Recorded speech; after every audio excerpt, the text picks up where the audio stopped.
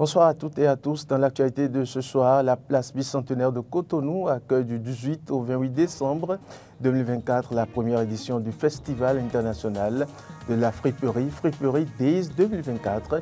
Nous en parlerons dans cette édition. Et puis hier vendredi, le chef de l'État était au Palais des gouverneurs à Porto Novo. Objectif, prononcer, comme le demande la Constitution béninoise, le discours sur l'état de la nation. Après ce speech, les députés, tant de la mouvance que de l'opposition, ont réagi.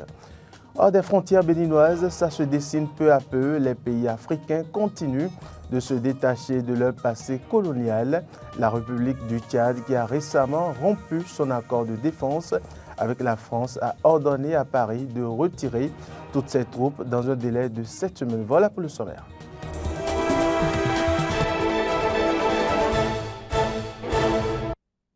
Mesdames et messieurs, bonsoir et merci de nous préférer pour vous informer. La place bicentenaire de Cotonou accueille du 18 au 28 décembre 2024 la première édition du Festival international de la friperie, Friperie Days 2024. Le lancement officiel a été fait ce jeudi par la coordonnatrice Joyce Amoussou en présence des invités, exposants et visiteurs suivants.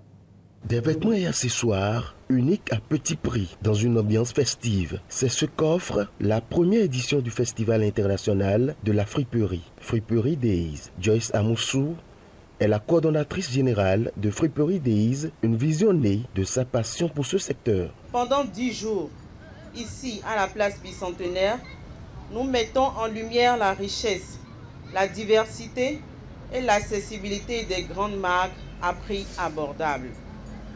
C'est la preuve que la friperie n'est pas un choix par défaut, mais une démarche astucieuse et élégante pour garnir sa garde-robe sans compromis.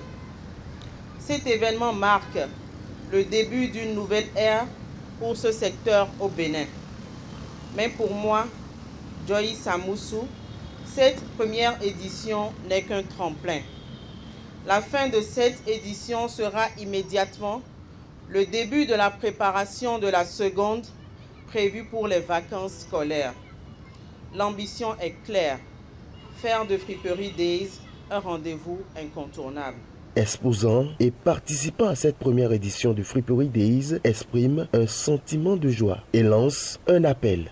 Nous sommes très heureux de participer à cet événement. Cette première édition s'annonce quand même très belle. Et nous espérons que cela va prospérer sur plusieurs années. On est en décembre, c'est les fêtes de fin d'année. Sortez, passez à la place du centenaire, nous soutenir. Les vendeurs sont là, il y a de la bonne ambiance, il y a les prix sont fracassés. Voilà. Nous invitons tout le monde à venir massivement. Il y a plein d'articles en friperie pour les grands, pour les petits et pour les femmes rondes que nous habillons. La première édition de Friperie Day. Et je pense que, en tout cas, ça a bien commencé, ça a bien débuté. Et on espère que les autres jours vont amener plus de monde pour qu'on puisse présenter notre collection et faire beaucoup de ventes. Friperie Days est une véritable célébration de la mode accessible avec des animations festives pour émerveiller les visiteurs. Le discours du président Patrice Talon hier à l'Assemblée nationale a naturellement suscité des réactions au sein de la classe politique. Certains députés de l'opposition ont donné leur avis. Suivez plutôt. Aujourd'hui, ça ne va pas, je le répète. Les populations souffrent énormément. Mais pour les chefs d'État, ça va. Comme il aime se faire applaudir, ses soutiens l'ont applaudi tout le temps. Et je pense qu'il est content, il est fier de ça. Mais le peuple est là pour juger de ce discours. Et très bientôt, l'avenir nous dira le reste. Il a estimé qu'il y a une tournée gouvernementale et que nous avons vu et entendu ce qui s'y est dit. Or, le Dieu d'Abraham et tous les Béninois savent que cette tournée gouvernementale a été une tournée des UP et BR. On a bloqué l'Assemblée nationale pour faire cette tournée. On a ramassé les députés de ces deux partis politiques pour aller faire la tournée. On n'a pas permis aux citoyens en général de participer à ces réunions. On les a triés sur le volet au sein des partis politiques de la mouvance. Ce n'est pas une tournée pour les Béninois, c'est une tournée des partis de la mouvance. Certains députés de la mouvance présidentielle se sont également prêtés au micro de Peggy Ludovic Dagba et de Fabrice Yankoti après le discours du président de la République sur l'état de la nation.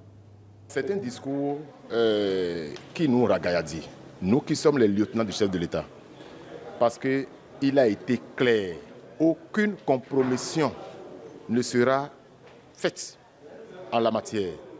Seul le Bénin et rien que le Bénin. Si nous sommes pour le développement du Bénin, nous serons dans la BAC, mais à défaut, nous serons éjectés de la BAC. Je pense que c'est un signal fort. Et il nous faut cet homme que moi je qualifie de Messie, il nous le faut pour faire décoller véritablement notre pays. Au-delà donc de l'état des lieux vraiment reluisant qui a été fait, et au-delà des perspectives qui ont été annoncées, je pense que le discours est caractérisé par l'engouement, le courage, la détermination monstre à faire décoller le Bénin. Tant qu'il y aura toujours un soldat qui va tomber sur une mine, ce sera un point d'insatisfaction.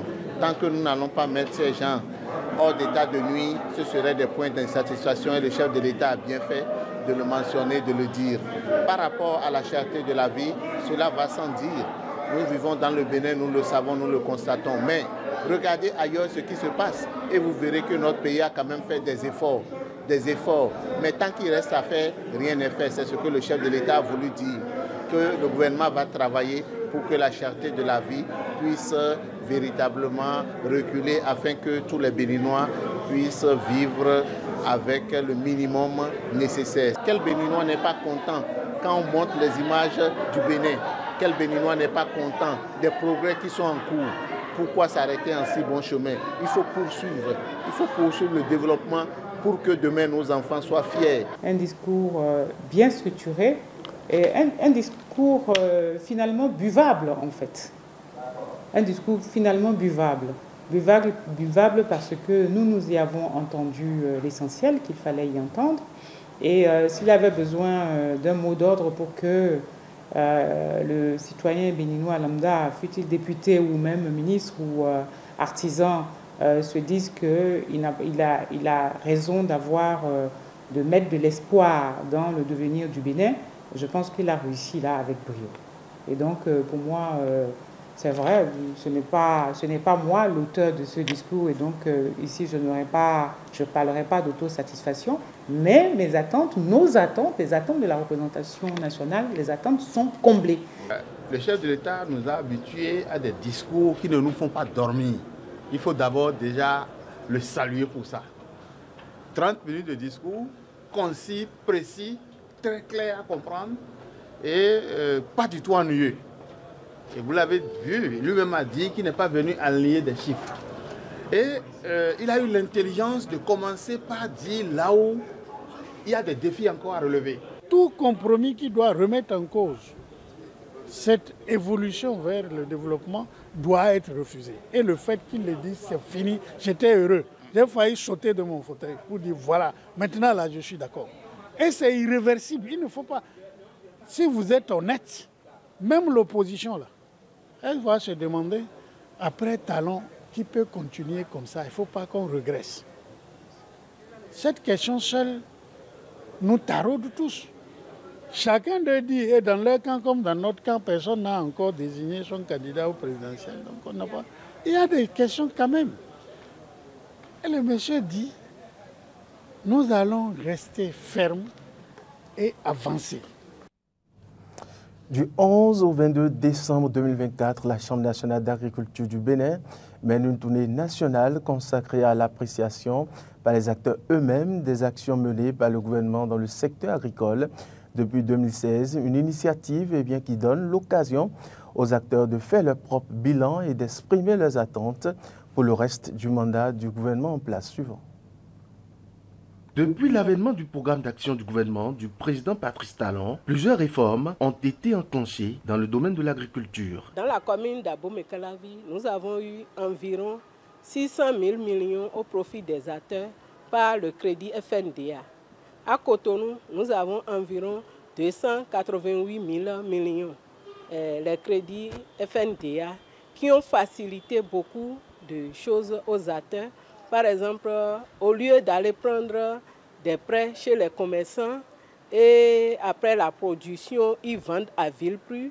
Ils ne sont plus soumis à ça. Donc, quand tu es producteur réel en activité et tu as besoin de financement, il suffit de venir se présenter et l'État a permis qu'on leur donne des fiches d'alignement, ce qui fait qu'ils ont accès au crédit à taux bonifié.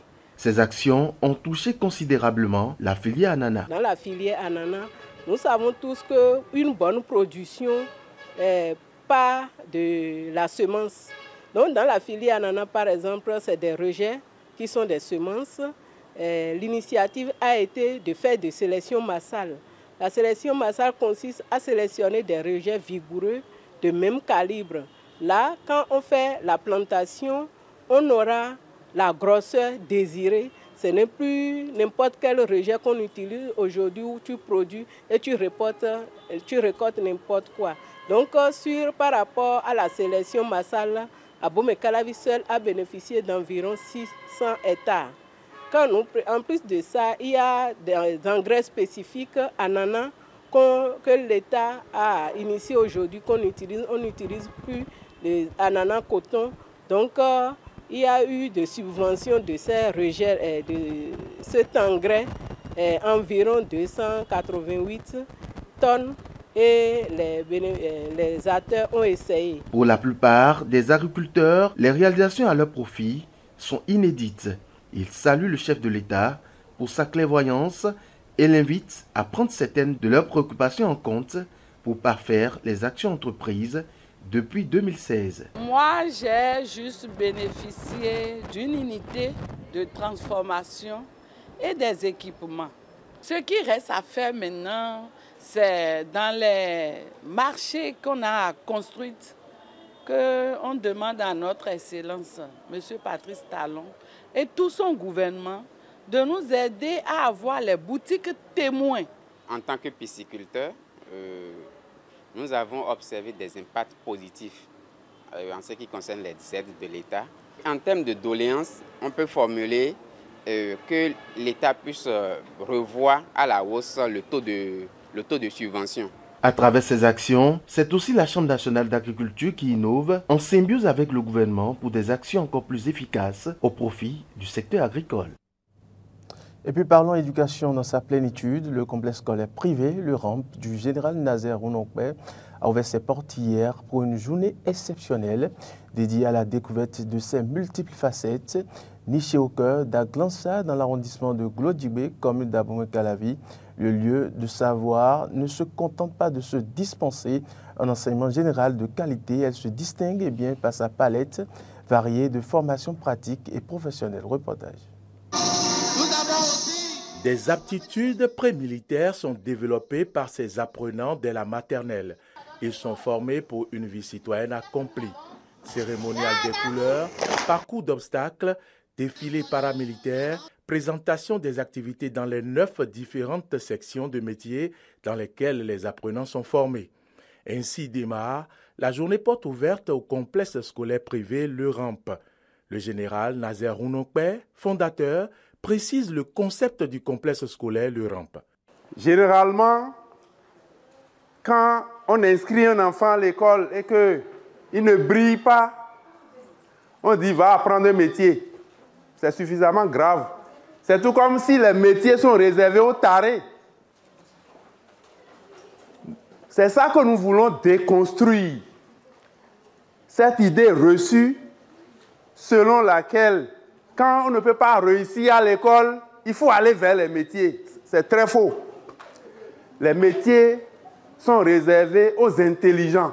La directrice du complexe scolaire Le RAMP parle de l'objectif principal de cette journée porte ouverte. Le complexe scolaire Le RAMP a décidé d'ouvrir ses portes pour montrer ce que nous savons faire dans l'école, que ce soit aux parents qui ne maîtrisent pas toujours et aux populations environnantes. En plus du programme scolaire normal, le complexe scolaire Le RAMP forme ses apprenants aux métiers de couture, de coiffure, d'élevage, d'électronique, de la mécanique, de l'informatique, de cuisine, pour ne citer que ceux-là. Cette journée porte ouverte a été une occasion de démonstration du savoir-faire des apprenants dans les métiers précédemment cités.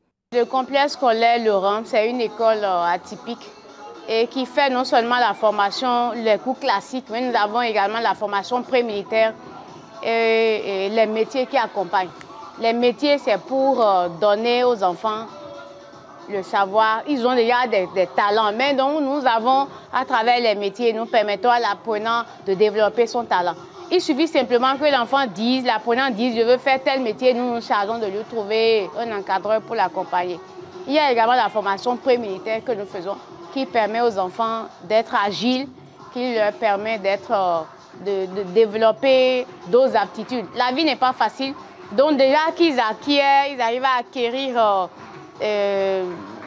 des agilités, ça leur permet d'affronter les difficultés de la vie. Témoin oculaire, l'un des parents est émerveillé. En tant que parent, je pense que c'est une satisfaction, une grande joie que de voir des enfants qui a priori étaient allés pour apprendre. Quand je dis apprendre, c'est le savoir, mais qui aujourd'hui ont le savoir-faire et le savoir-être.